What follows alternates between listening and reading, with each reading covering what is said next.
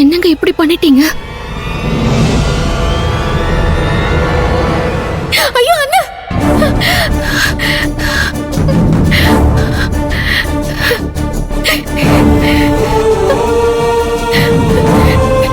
நடந்ததெல்லாம் கனவா?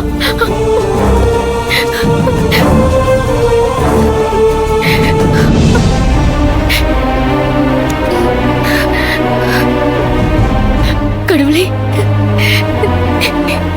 இப்ப நடந்ததெல்லாம் கனவா இல்லாம நிஜமா இருந்திருந்தா என்ன ஆயிருக்கும்?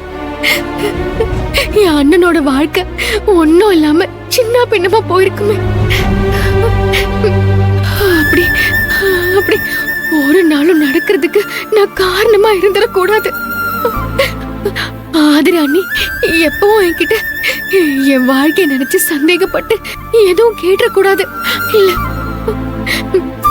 இன்னைக்கு மறு வீட்டுக்கு போயிருந்தப்ப ஆதிரா அண்ணி என்ன சந்தேகமா பார்த்ததை வச்சு யோசிச்சா அவங்க கூடிய சீக்கிரத்துல என்கிட்ட என்ன பிரச்சனைன்னு கேட்டுருவாங்க போல இருக்கே. அப்படி அவங்க என்ன சந்தேகப்பட்டு கேட்டு நானும் ஏதாவது உளறி வச்சு அது பெரிய அண்ணனுக்கு தெரிஞ்சா கனவுல நடந்த எல்லாமே நிஜத்திலயும் நடந்துருமே. இல்ல தெய்வமே, அப்படி ஒரு நெருக்கடியை மட்டும் எனக்கு எப்பவுமே கொடுத்துடாது தெய்வமே. ஆதிரா அண்ணி இனி எப்பவும் என்ன பார்க்க வரவே கூடாது, வரவே கூடாது. ஆமா ரேவதி, நான் ரோஹிணியை பார்க்க தான் போயிட்டு இருக்கேன். ரோஹிணி கிட்ட ஒரு முக்கியமான விஷயம் பேசணும். அதனால லேட் ஆனாலும் பரவாயில்ல, நான் ரோஹிணியை பார்த்து பேசிட்டு வந்துடுறேன். சரி வச்சிருட்டா? Okay bye.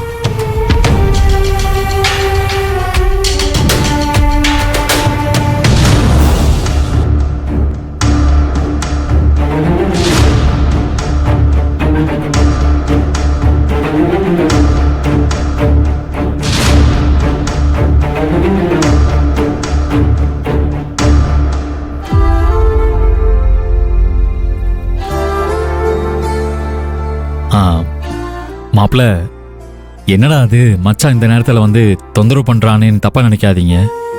எனக்கு மனசு கேட்கல, அதான் இப்பவே கிளம்பி உங்களை பார்க்கலான்னு வந்தேன்.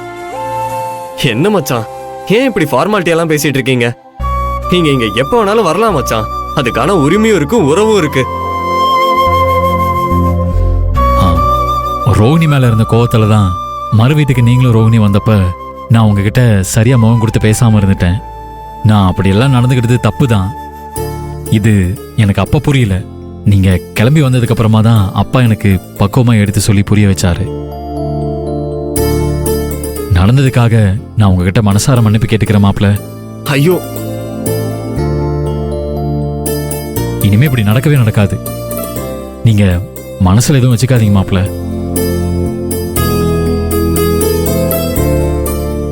ஏன் மச்சான், இப்ப என்ன நடந்துருச்சுன்னு நீங்க இப்படி பெரிய பெரிய வார்த்தையெல்லாம் சொல்லிட்டு இருக்கீங்க? எல்லாருக்குமே அவங்களுக்கான நியாயம்னு ஒண்ணு நிச்சயமா இருக்கும்ல மச்சான். கரெக்ட்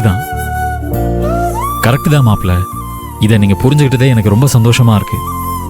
என் தங்கச்சி பண்ண தப்ப கூட பிறந்த அண்ணனா என்னாலே மன்னிக்க முடியல. ஆனா நீங்க எல்லாத்தையும் மறந்து மன்னிச்சீங்க பாருங்க. உங்களோட இந்த நல்ல மனசும் குணமும் யாருக்கும் வராது மாப்பிள்ள.